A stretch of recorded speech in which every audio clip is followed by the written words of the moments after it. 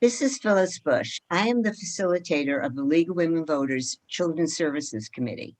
Thank you for taking the time to listen to Magazine on the Air. As you may know, the League of Women Voters is a nonpartisan organization. While we never support candidates and partisan issues, we do take positions and action on issues we have studied at the national, state, and local levels. Tonight, we will be discussing one such issue, that of families in our local areas who are experiencing homelessness. Vicki Roberts Gassler, past president of the League of Women Voters of Snohomish County and member of the Children's Services Committee, is going to help us with some background information. She has been part of our investigation into homelessness and was one of the writers and then edited our study. Vicki, why would the League of Women Voters of Snohomish County study homelessness?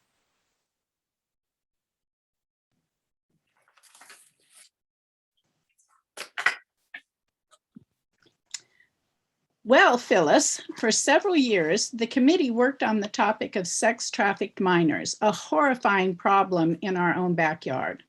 One of the things common to trafficked minors is homelessness. Homeless teens are at high risk of being trafficked. When the committee had developed educational materials to help kids, parents, and school counselors, at the suggestion of Barbara Busch, our committee leader at the time, we decided to look into homelessness of families and of unaccompanied minors. What does it mean for the League to do a study? There's a fairly strict procedure described by the State League. It's a little like doing a master's thesis, we found.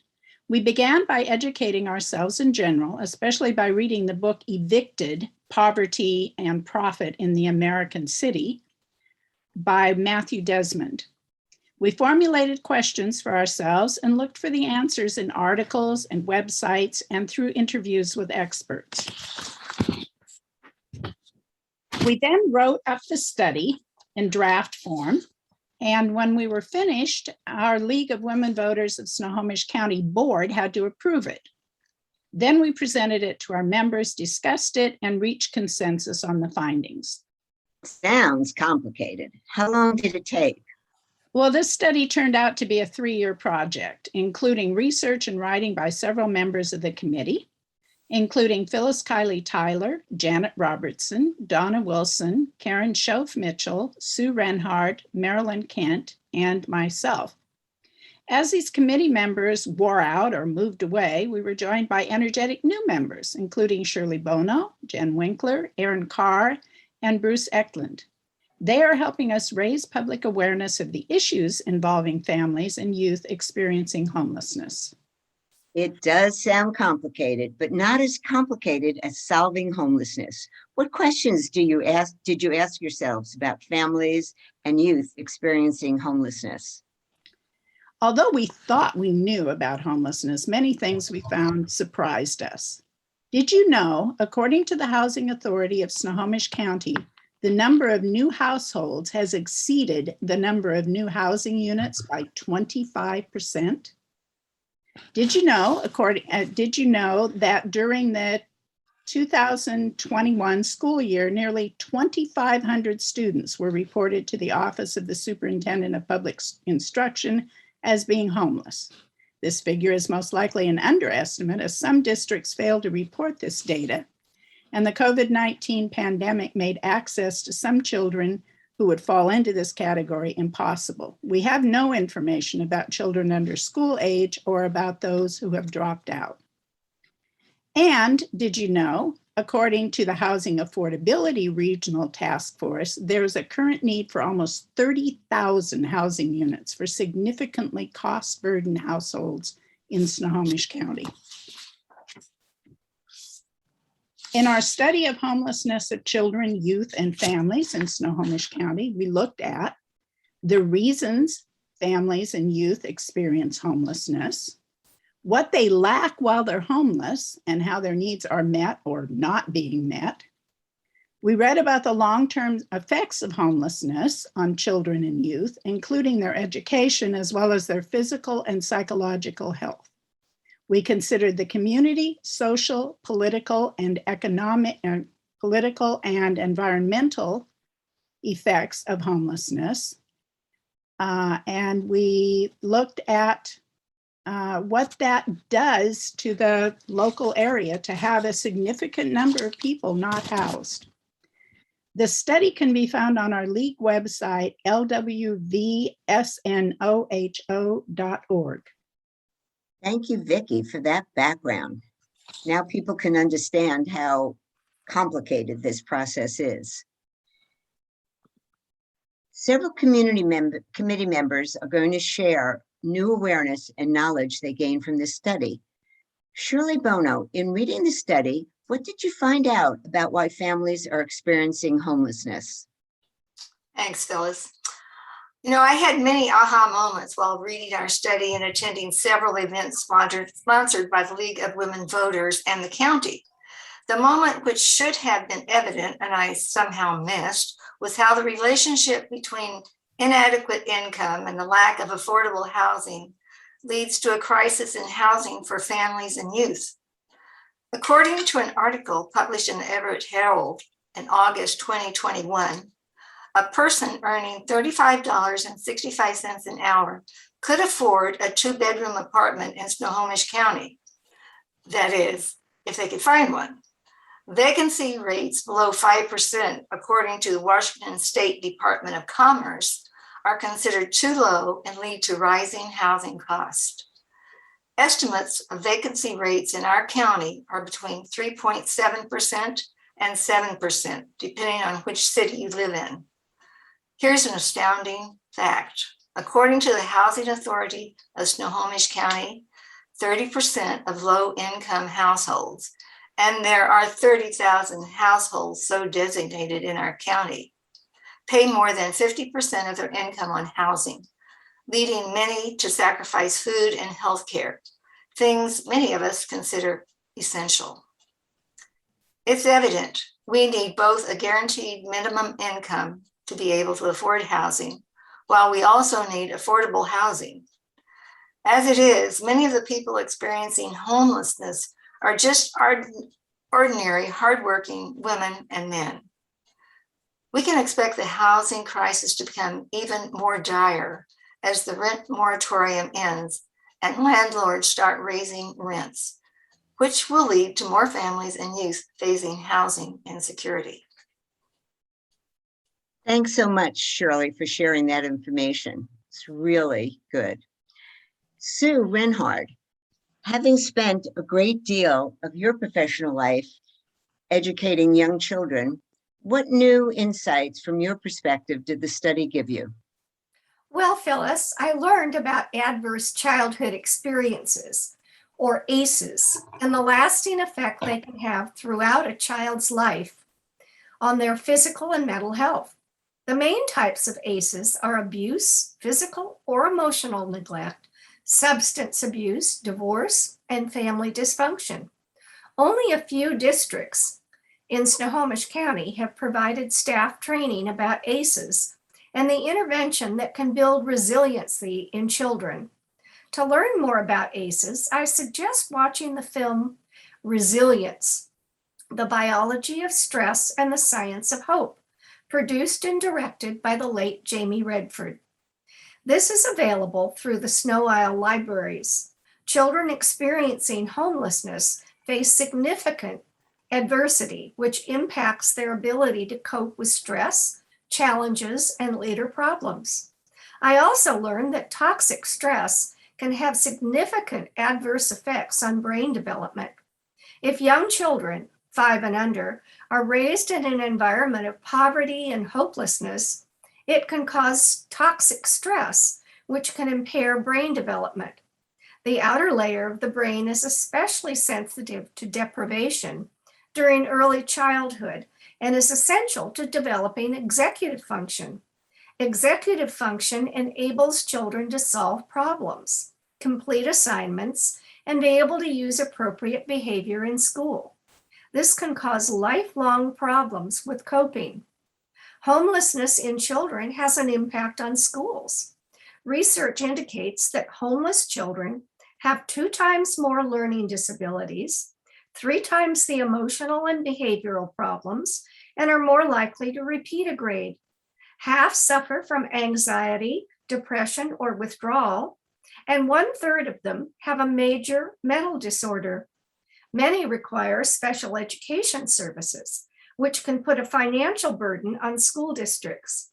Homeless children get sick more often and bring their illnesses to school, thereby exposing others. They are often hungry and may be malnourished due to an inadequate diet. They also lack dental care and timely access to medical care. Local school districts are required through the federal government's McKinney-Vento Act to provide services to children who are experiencing homelessness. They must provide transportation to the school where they were enrolled prior to becoming unhoused. Of course, there's no money from the federal government to do this, and this can be costly for the local school district. For example, in the 2021 school year, 7.9% of the students in Granite Falls were designated as homeless. Under this act, this costs the Granite Falls School District hundreds of thousands of dollars. One year, the Everett School District spent more than $1 million to transport students experiencing homelessness. This is a huge financial burden on a school district. We know that homelessness is a big problem here, Vicki. How do we know how many families are experiencing homelessness at any time in Snohomish County? That's an excellent question. We were concerned specifically with finding out the extent of homelessness among families with children and among unaccompanied minors. The main statistics people refer to come from the point-in-time count called the PIT count. This is the count done through the federal government Department of Housing and Urban Development each year in late January. Volunteers compile the numbers of people in shelters in the community, and they interview unsheltered people they find. We found that statistics collected through the PIT count are inadequate in several ways. Doing the count in the winter influences the number of unsheltered people who will be found. And if the weather is particularly bad, cold, snowy, or rainy, the volunteers may be affected. While counting people in shelters is straightforward, the unsheltered population is more difficult to reach. Workers must first find their subjects, and then the people must be willing to be interviewed. Because of the stigma attached to poverty in general and to homelessness in particular, people experiencing homelessness will hide their condition if they can. Families especially will be difficult to find. In addition, families with children are especially likely to be sheltered informally with relatives or friends, couch surfing, or living in someone's garage, or sleeping in their car during the coldest part of the year. The same is true for unaccompanied minors. These people will not be counted. Supporters of the utility of the PIT count claim that at least it captures trends. Even this may not be true. If one year there is a storm on the day in a specific location and the next year it's reasonable weather, the statistics for that location may not be comparable. In addition, it counts only the population on that one day. In her book, Still Left Out in America, published in 2020, Pat LaMarche points out that the McKinney-Vento figures for 2020 showed 1,500,000 children experienced homelessness that year, a figure 3 times as large as the 500,000 homeless overall recorded in the PIT count. A further source for accurate numbers would be the various governmental and non-governmental agencies dealing with the unhoused population. But there is no central body that coordinates the data for all these sources. Even if they did, there would still be unhoused people who successfully hide and remain uncounted. Defining the precise scope of the problem is important, but not possible given the current situation. We can only guess how seriously the current pandemic is affecting people experiencing homelessness. I mentioned earlier that we looked at the effects on the community of a significant population of unhoused people.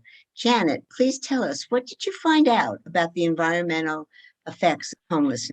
Many commentators on homelessness simply don't want to see informal camps next to our highways or in our parks, but the problems are more far-reaching.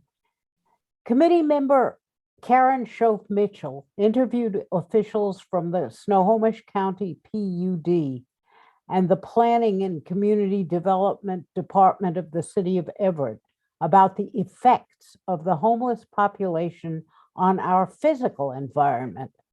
Among her problems they noted are that efforts to make our parks safer cost money that might be better spent on improvements. One example is disposing of trash that people without a home may be forced to discard. Everyone produces garbage. Untreated waste due to lack of sanitary facilities may find its way into our water supply with a negative impact on public health. Park officials cut down brush in parks and near waterways to prevent encampments, and this reduces the shade that cools the water for fish, while it opens spaces for invasive plants we don't need more of, like blackberry bushes, to crowd out native plant species. Climate change is also making things more difficult for the homeless people themselves, as rains are harder and smoke from our worsening forest fires impacts their health. Thanks, Janet, for sharing that important information. There are some very important other factors affecting people's ability to access affordable housing. Erin, could you please share what you learned in your research? Yes, thank you, Phyllis. No matter where you grew up, chances are that your neighborhood was organized by a specific racial pattern in which racial communities were congregated together. In fact, you may have noticed jails and interstates located in particular areas and new commercial centers and high-rises in a separate part of town. Discrimination and segregation are deeply ingrained in the history of our country, including here in Snohomish County. Residential segregation in the United States is not accidental, but rather is the product of a long history of federal, state, and local policies that have produced the entrenched residential segregation that is found in cities throughout the United States today. The impact of over a century of federally led, supported, and funded racial segregation policies and programs have been devastating for generations of people of color who have been denied the right to live where they want to live, to acquire intergenerational wealth for their families, and to raise their children where they are able to flourish. The consequences of these policies and practices are very much reflected in current data surrounding housing insecurity nationally, as well as here in Western Washington. Housing prices have increased dramatically in the last 10 years, displacing low-income communities. And yet, housing supply is but one cause of homelessness. Due to historic and current policies, as well as systemic racism in housing, criminal justice, education, employment, and healthcare, people of color are more likely to experience homelessness across their lifespan. Renters and homeowners of color continue to face discrimination in obtaining and maintaining housing. As a consequence of patterns of discrimination, communities of color are overrepresented in the homeless population, with nearly 40% of people experiencing homelessness identifying as Black and another 22% as Latinx. In 2019, the US Census Bureau estimated that 35 million individuals were living in poverty in the US, with Black and Latinx people experiencing significantly higher rates of poverty than whites. And these racial disparities are worsening due to the impacts of the pandemic. A 2020 University of Washington study of eviction showed that in the state's two most populous counties, eviction rates amongst Black and Latinx adults are almost 7 times higher than for white renters. Absent robust policies and initiatives specifically designed to support those most impacted by housing segregation, the COVID crisis will become a housing crisis. In order to meaningfully and effectively address housing insecurity in our communities, we must first acknowledge the historical legacies and modern consequences of systemic inequities that have disadvantaged communities of color. A long history of racist housing policies has undermined the financial stability and housing security of Black and Brown families, who now find their hardships further exacerbated by the pandemic. Homelessness prevention and housing security programs and policies need to include and prioritize a race-conscious framework. Addressing racial inequities in housing access will require that exclusionary zoning policies that concentrate racialized poverty and foster segregation be banned, and that investments be made in affordable, accessible housing. NIMBYism, or the idea that multifamily units should not be built in our backyard, also needs to be recognized as perpetuating racially segregated neighborhoods and homelessness. Community-led and developed solutions must also be central to identifying and implementing creative solutions that both address the immediate needs of those facing homelessness and simultaneously confront the systemic inequities that have resulted in the creation of those conditions. With political will, civic engagement, meaningful investment, and a commitment to our most vulnerable neighbors and community members, homelessness need not define our communities. We can and must do better. Thank you, Erin. You've sure given us a lot to think about.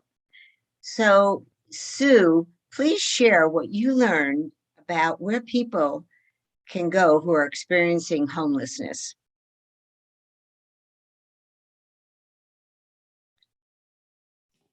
Thank you, Phyllis. There are several nonprofit agencies in the county to assist people experiencing homelessness.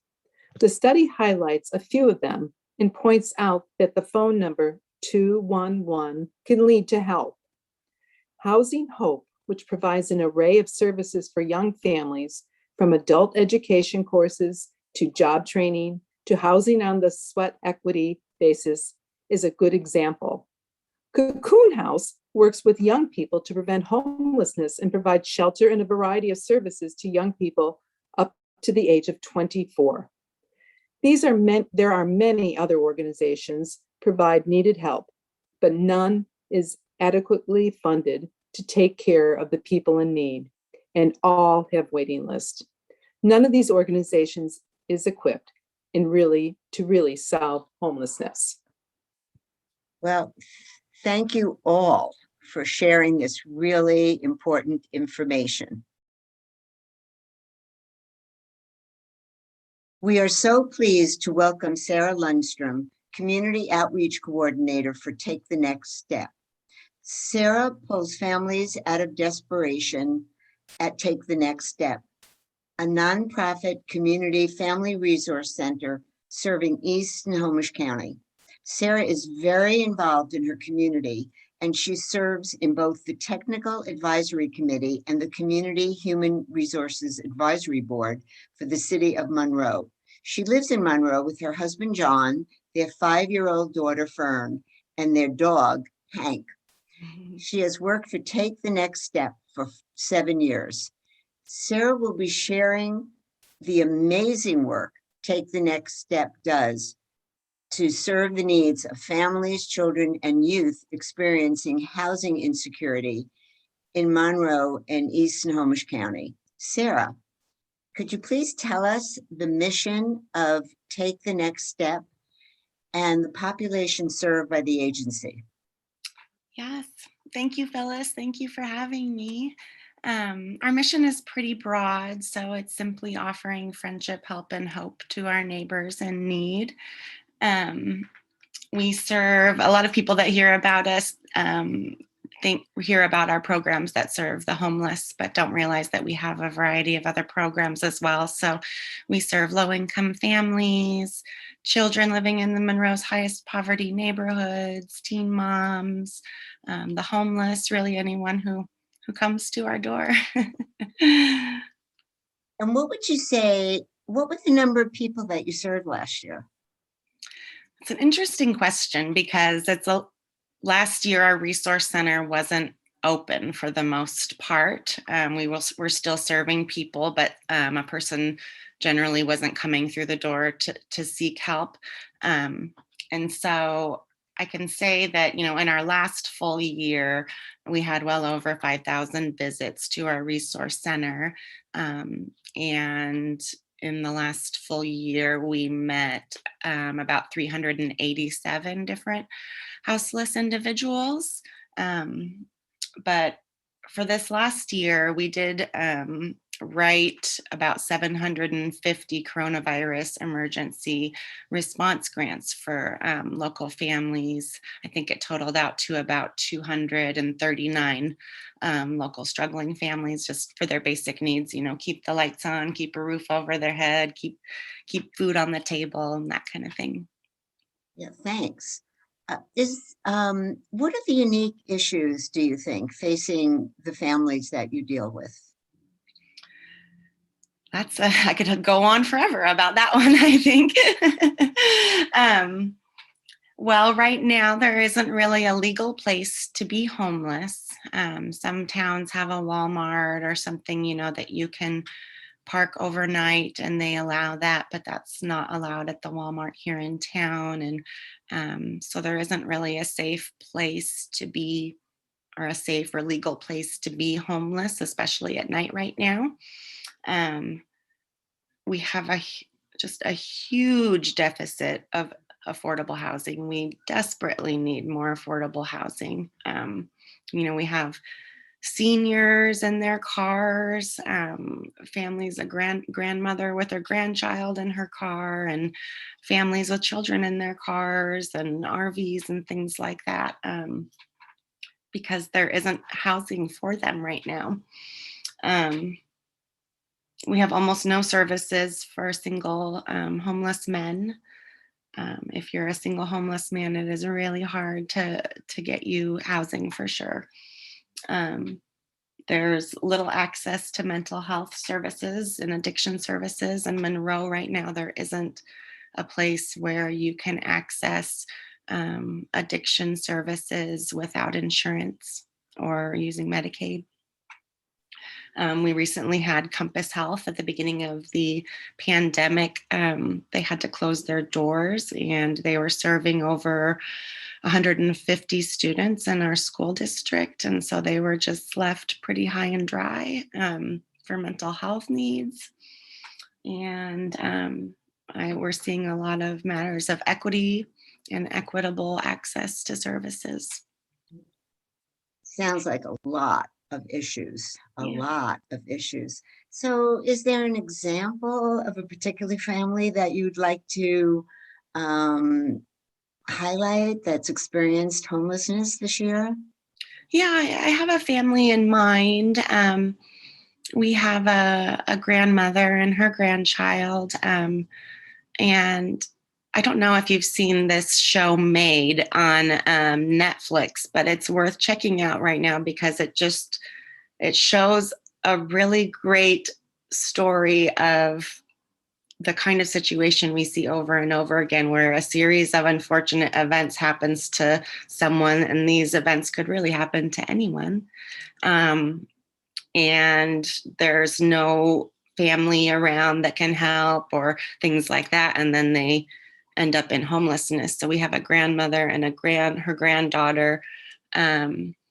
The grandmother was working in a job she had been at for over 10 years and had an injury and had to leave work and get surgery. And her employer didn't communicate with her very well. and ended up being completely surprised when she tried to show back up for her job that they had laid her off.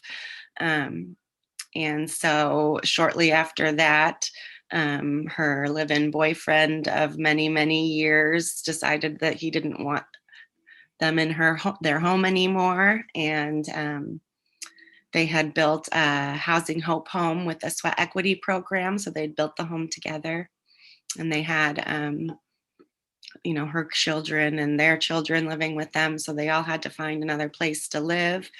And the only place that ended up working out for grandma and grandchild was in their car. And they've been months in their car and been told by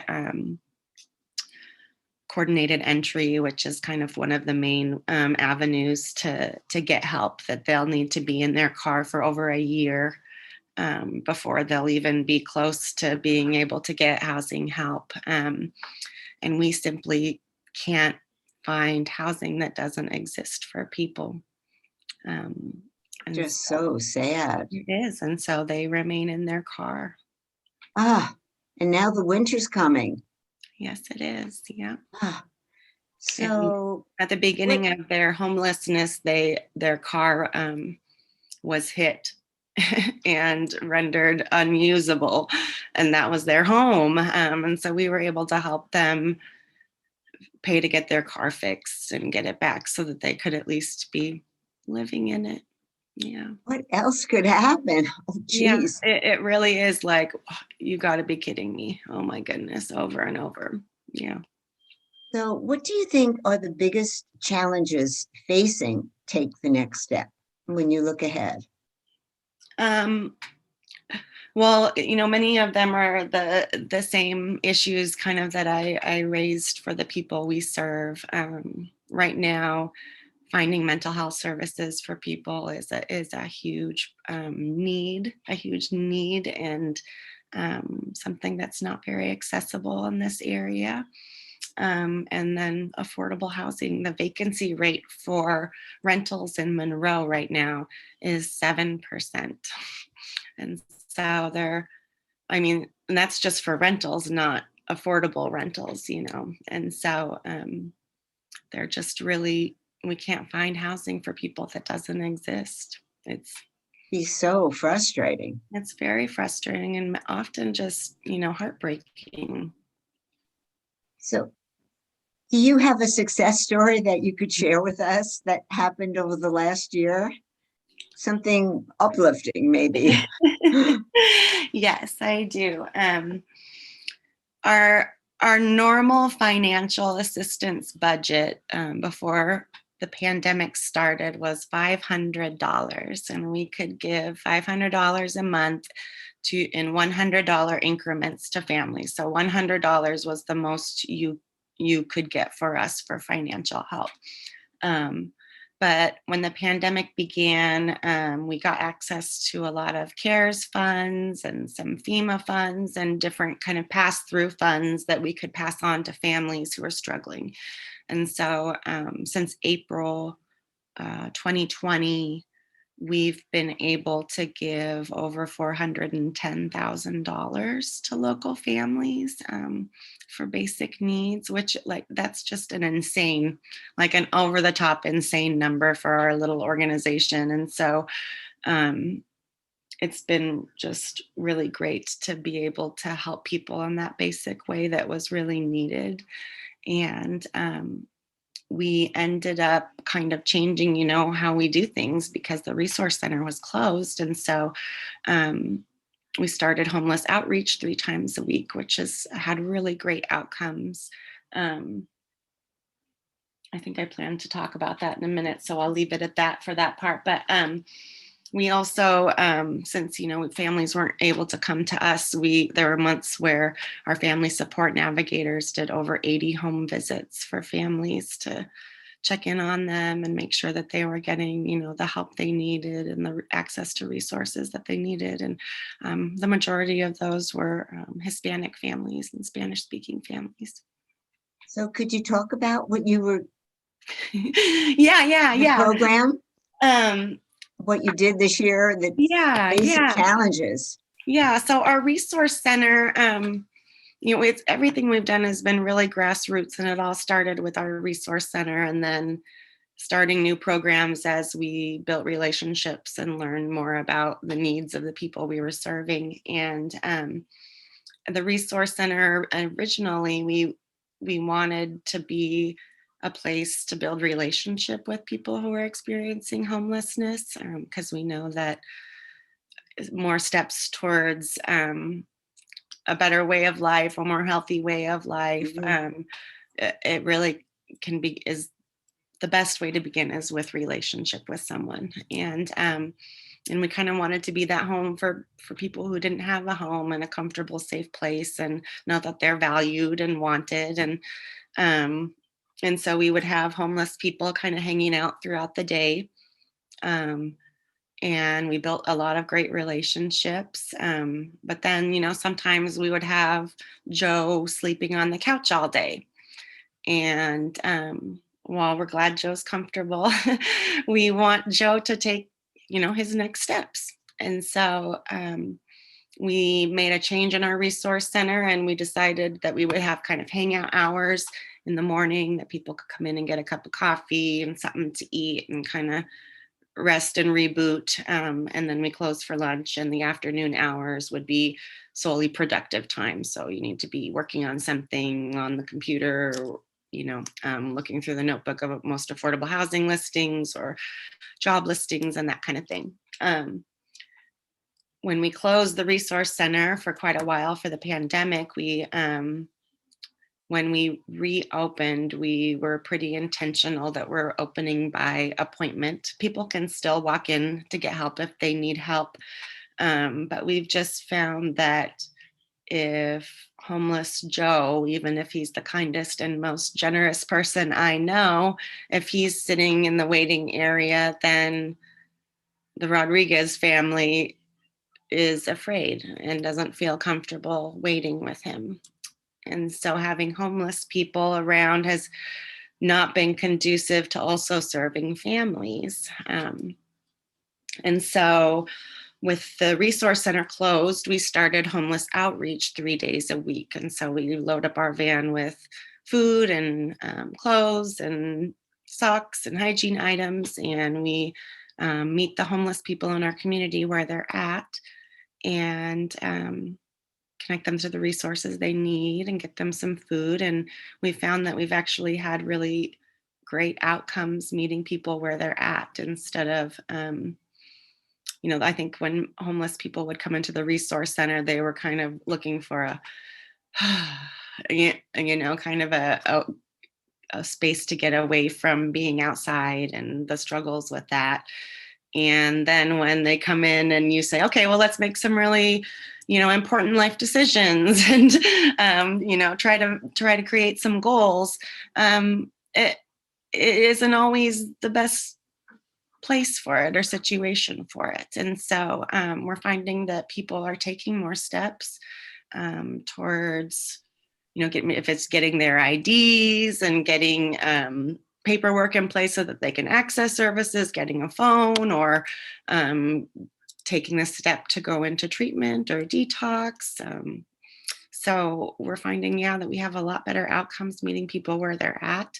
And we did open our resource center back up in July, but we're going to continue the homeless outreach regardless. So we're going to keep doing that 3 times a week. Yeah. Hasn't it been interesting, like during COVID, we've had to rethink things and sometimes come up with better than what we started with, and yet we didn't think that was ever going to happen. So Yes. Congratulations to you guys. My last question. So we have a radio program here, and we're going to have this on YouTube. What would you want the public to know in terms of ways that they could possibly help you and your agency, Yeah. Well, of course, we always appreciate financial support. You can donate at our website. It's really easy, www.ttns.org.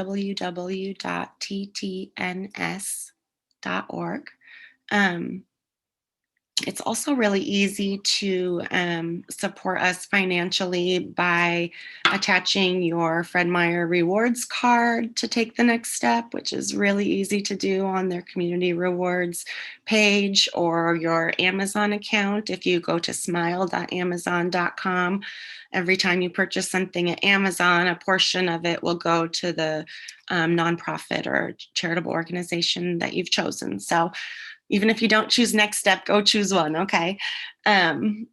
Normally we would need volunteers. That's a huge part of what we do. We rely on over 500 volunteers to carry out our programs, but just the way that they're going and many on hold right now, we don't have the large need for volunteers that we usually do. One way people can help is we do give out food bags for the homeless for our homeless outreach. And so local businesses and families supply those bags of food in churches.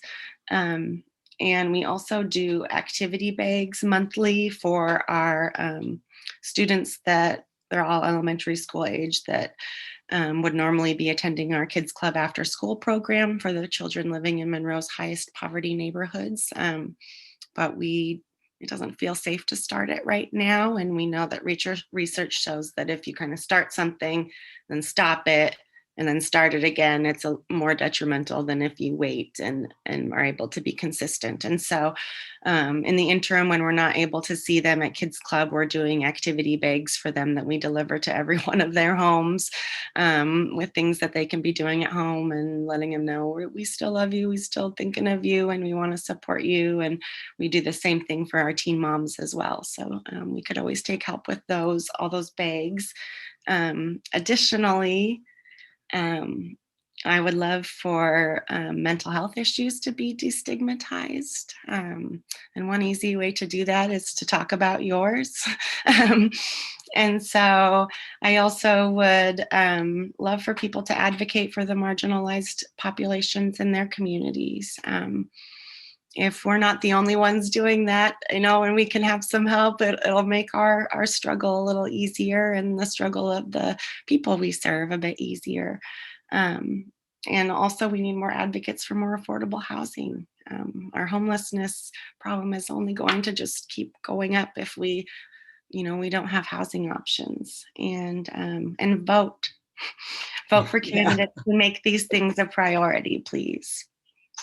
Thank you. Sarah, thank you. I'm so grateful for you sharing, and also for the amazing work that you're doing for Take the Next Step and in your community. You are a real advocate. So thank you again. Thank you for having us and giving us this opportunity to highlight our work. We really appreciate it, Phyllis. Often when we envision the homeless population, we picture the man or woman on the street corner, ill-kept, holding up a sign, asking for a handout. Today, we will hear from Mel Simpson, who will share her experience of being homeless.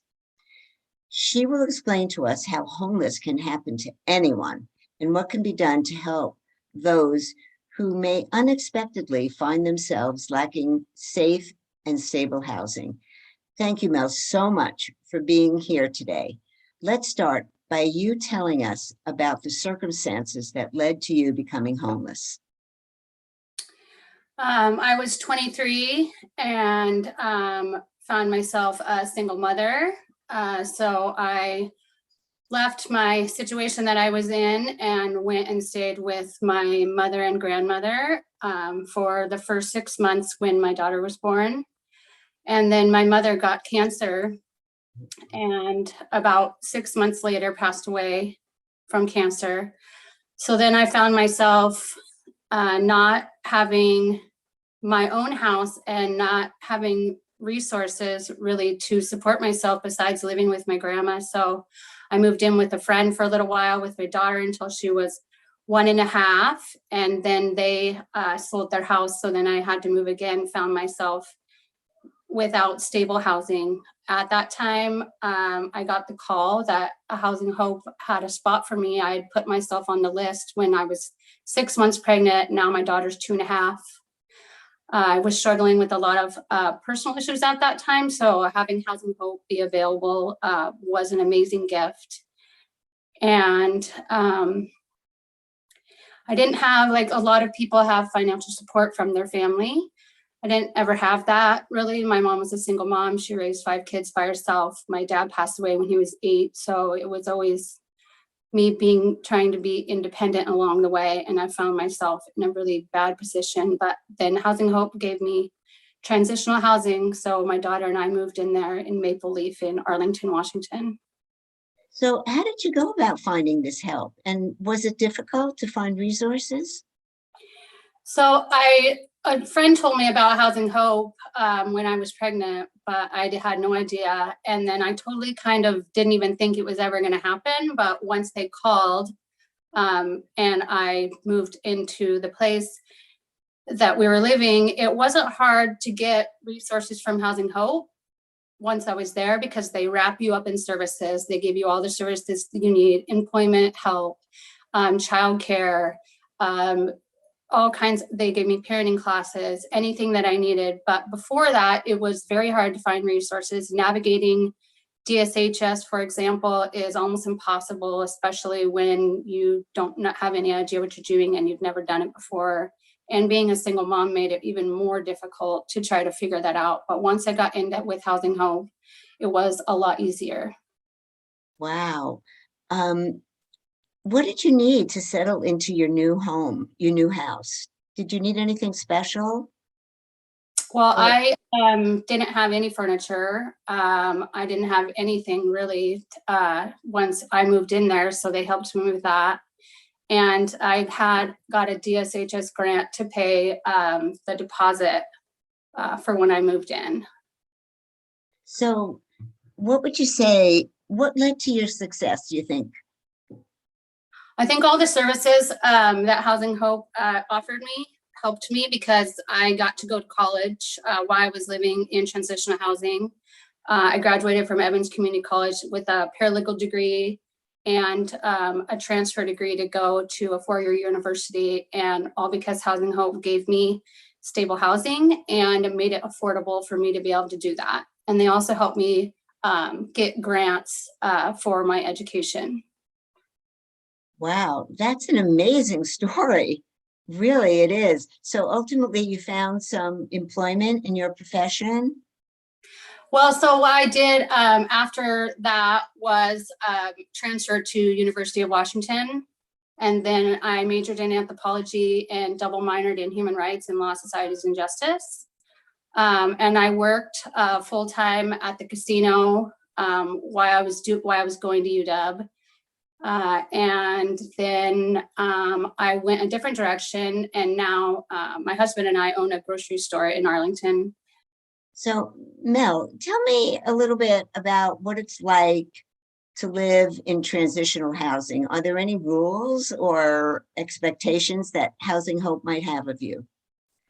Yes, there's actually lots of rules and lots of requirements. You have to pay whatever if you have income, you have to pay part of the rent, just like Section 8.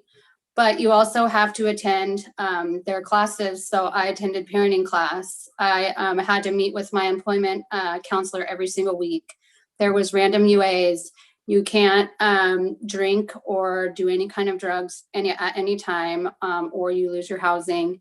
You have to follow any guidelines that they give you, and you have to be actively doing something and setting goals for yourselves if you want to be successful. You can't just stay there and not do anything. It's not a handout so much, it's a hand up to help people. And so you have to follow the rules. So I was part of the community program. I did all the classes. So that's the way to be successful. That I had no idea, but I am so heartened to know that. And this is set the path for your future. Yes, it did.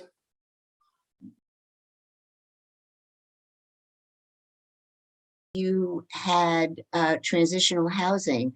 What happened to you? What did you transition to after you had transitional housing?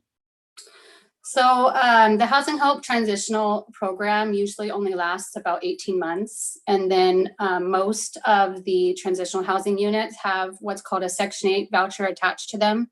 Some people call it the golden ticket because it leads you to permanent housing. As long as you stay underneath the income levels working, you pay 30% of whatever you're making to your landlord. And then Section 8, the voucher, pays the rest.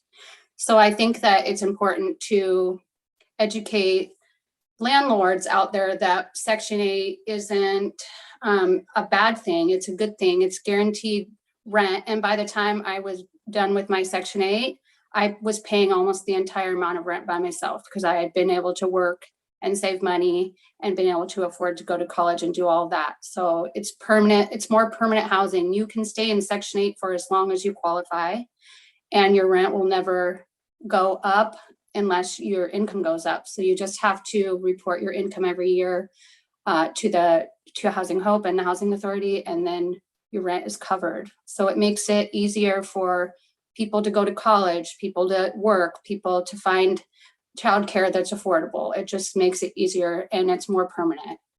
So how hard was it to find a landlord who would take your section? I mean, how did you go about finding an apartment under Section 8? So the Housing Authority has some, and Housing Hope has some Section 8 at their Section 8 apartments at their locations. But there was none there when I was there. So I had to go out and find somebody and talk that landlord into why this is important, why it works, and that everything's going to be taken care of. And so, but it did take a little while. And so it was a little stressful at the end because I knew my time was up at transitional housing and it was time to go. So it was a little bit challenging finding a landlord to take. So how long did you stay under Section 8 then? I stayed on Section 8 for 4 years, I think, why I went to UW. Yeah, so it takes a while to get into it, and then you're able to do it as long as you maintain the rent and certain income level. Thanks for sharing that experience. I think the public doesn't really understand what Section 8 is. It's really important. Wow. So for those who have not personally experienced or been impacted by homelessness or housing insecurity, what do you think is the most important thing for them to know about this issue?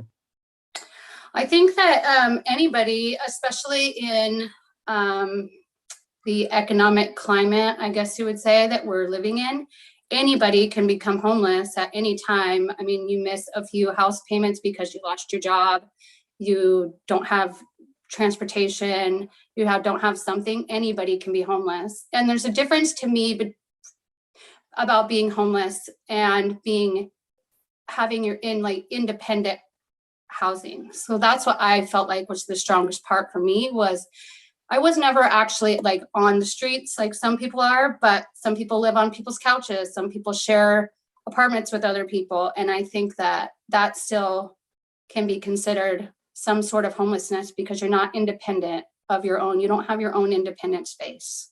And I think that anybody can, especially right now, can be that. And it's not just addicts on the street. It's not just people that want to not live anywhere.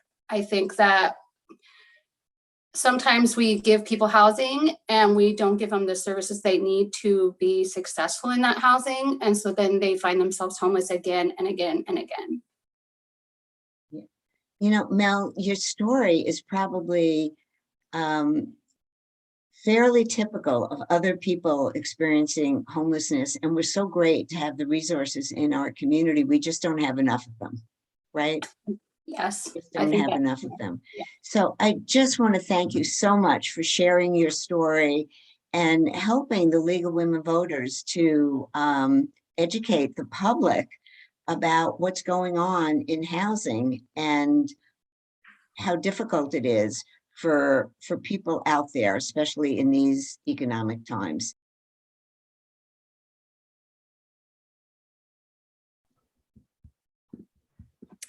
Hi, this is Erin Carr, and I'm a member of the Children's Services for the League of Women Voters here in Snohomish County.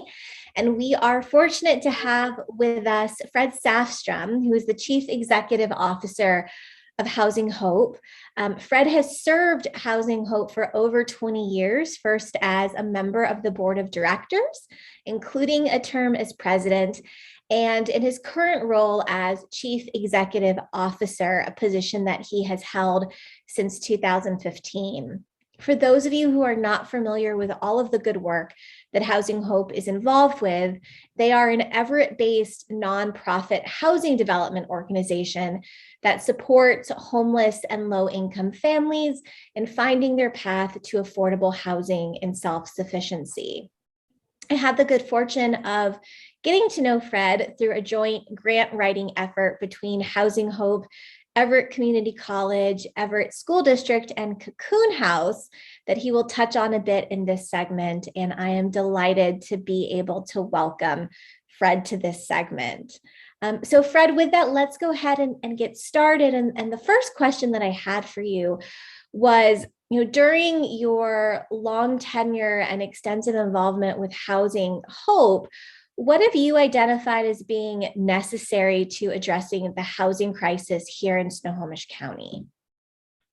That's such a great question, Erin, and it's something that I've thought a little bit about. When you think about the homeless issue that we see in front of us every day, you begin to think this is just too big. We can't solve this. No matter what we do, it's always going to be there. And so, you tend to focus on, okay, well, we're helping this family, we're helping that person, and you focus on your successes. But you think about this issue of homelessness, and by definition, it is a finite problem. There are a set number of persons in Snohomish County that are experiencing homelessness. This is not an infinite problem, and it certainly can be solved. That's the good news. And I think that there's really just only one missing ingredient to solving it. And that is, as a society, we have to have the will to want to. To this point, there's a lot of us that have that will, but it hasn't risen to a level where we as a society have decided that this is something that we are going to solve. Now, I think that's changing. And I think it wasn't long ago that it was hard to get politicians to even talk or think about affordable housing and the homeless issue. They just had different issues they were focused on. But we have an election tomorrow, and you can't find a candidate that doesn't talk about the homeless issue. And so this is changing, and I'm very optimistic. Now, the other part of that question that's embedded there is, what do we need to do when we have that will? And to me, it's really a two-step process. We need to create emergency shelter or shelter to house everyone that's experiencing homelessness, and we need to do that fast. There's a lot of creative solutions to do that. And we get people that are on the street, they're living in their cars, we get them into a safe place to live. And then the second step is to build permanent supportive housing or affordable housing. But there's probably around 1,000 persons that are currently experiencing homelessness in Snohomish County. Maybe half of those need permanent supportive housing, meaning they need the services that go along with that. The other half really just need an affordable place to live, and they're great. So it is when we decide that we want to solve this, we will.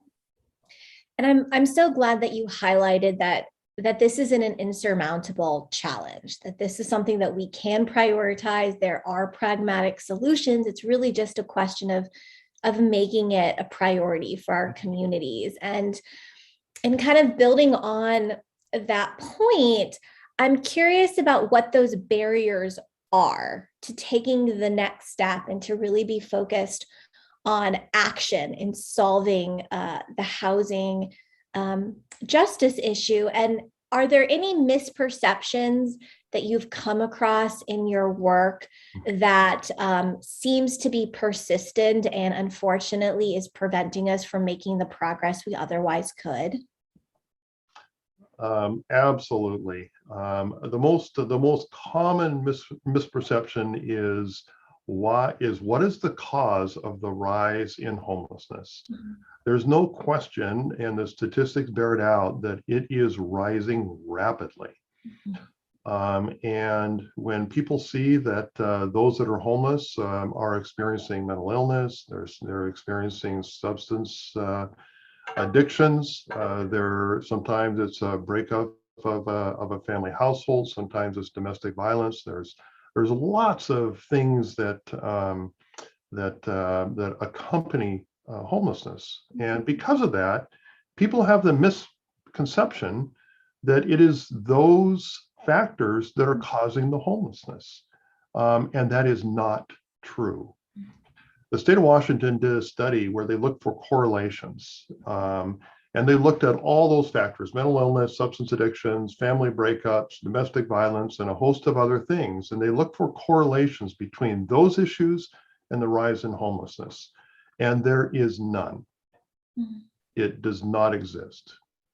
But there's a perfect correlation between the rise in the cost of housing and the rise of homelessness. Mm-hmm. So when we see the cost of housing rise, and we see it in the value of our homes, we see it in the cost of rent, mm-hmm. as those costs go up, mm-hmm.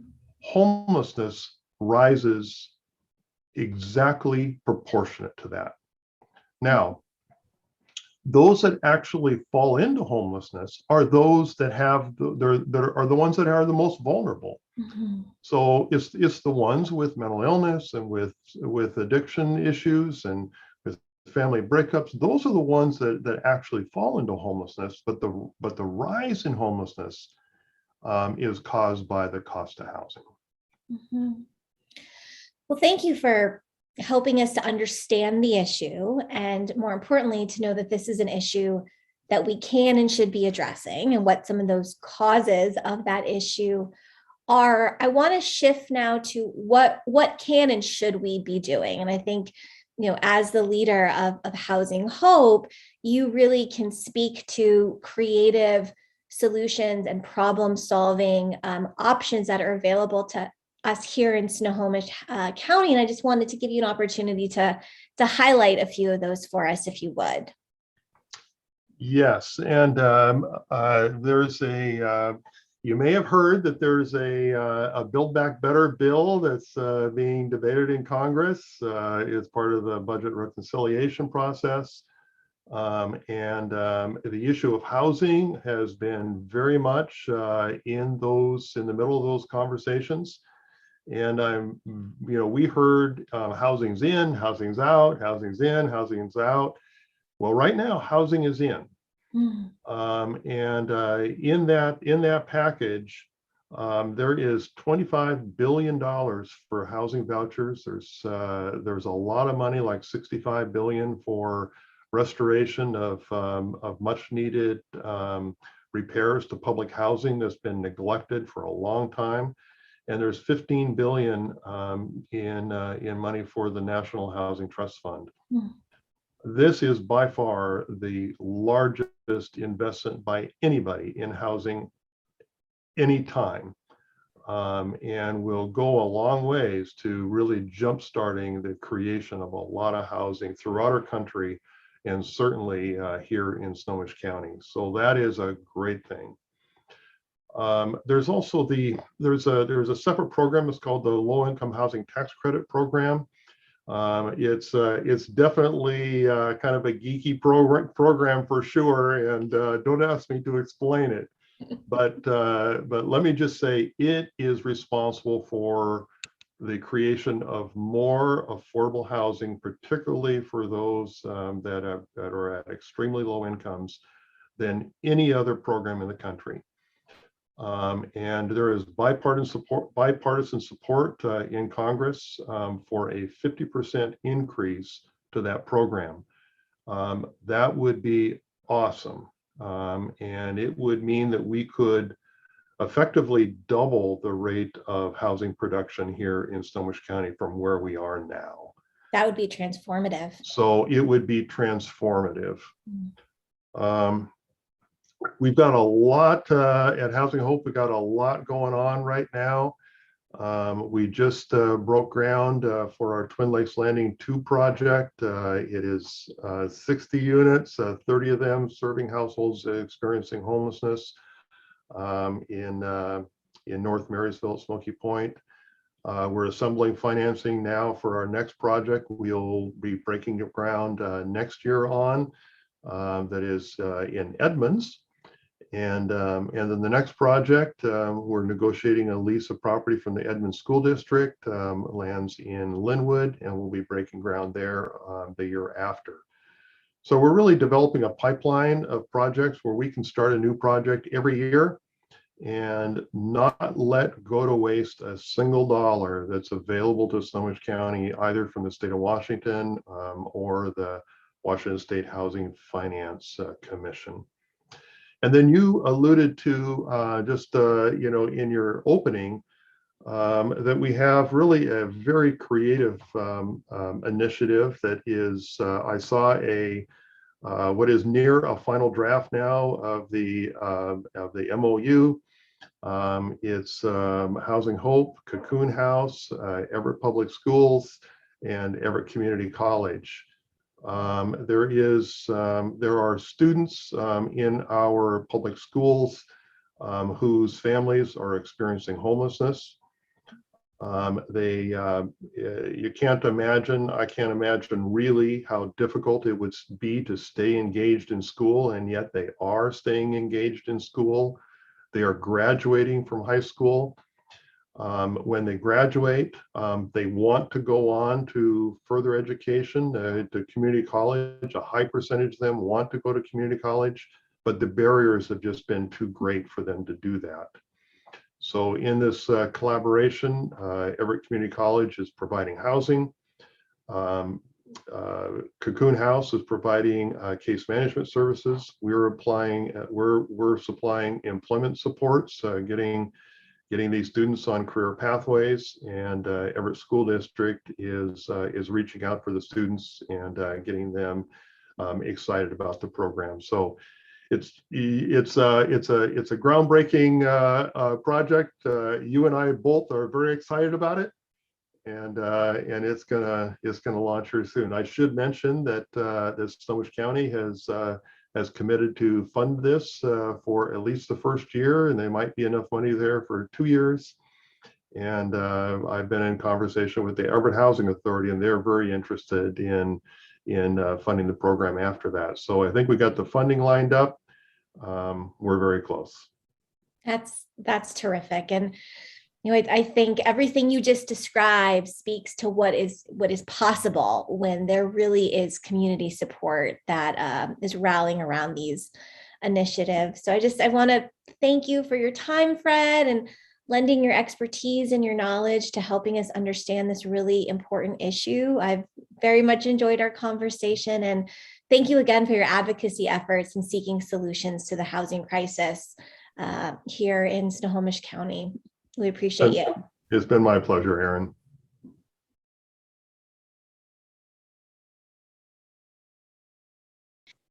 In summary, what did we learn? The solutions vary with the causes of homelessness: higher wage jobs, affording housing costs, and high quality, affordable childcare would keep many working families in appropriate homes. Better availability of shelters for all families, and much more transitional housing for families in crisis is needed. Mental health and addiction treatment are needed in some cases and should be funded through government. Disability payments are insufficient It is hard not to be overwhelmed when we see how complicated the issue of homelessness of families, children, and youth is in our community. We ask ourselves, how can I make a difference? There are two aspects to making a difference. On the one hand, we can help people currently experiencing homelessness. You can donate your time and or your money to the various shelters, agencies, food banks, and other housing situations we list, many on our league website. On the other hand, actually solving homelessness requires policy changes at more than just our local level. For families, we need jobs that pay a living wage and homes that ordinary working people can afford. We need real solutions to other problems that lead to homelessness, such as medical care that does not drive people into bankruptcy, and mental health and addiction treatment. There is hope. We heard from Sarah Lunstrum from Take the Next Step, who is working with families in the East County to move them into permanent housing and with their other issues to help obliterate them. An exciting and innovative project shared by Fred Saftstrom of Housing Hope demonstrates positive solutions emerge when agencies collaborate to share their collective energies and resources. The most important takeaway from our study is that this is a problem that affects all of us, whether we personally experience homelessness or not. But we all need to support the solutions. Thank you very much for taking the time to listen to this important program. Remember, League of Women Voters website is lwvsnoho.org, where you can find our study and other important information. Good evening.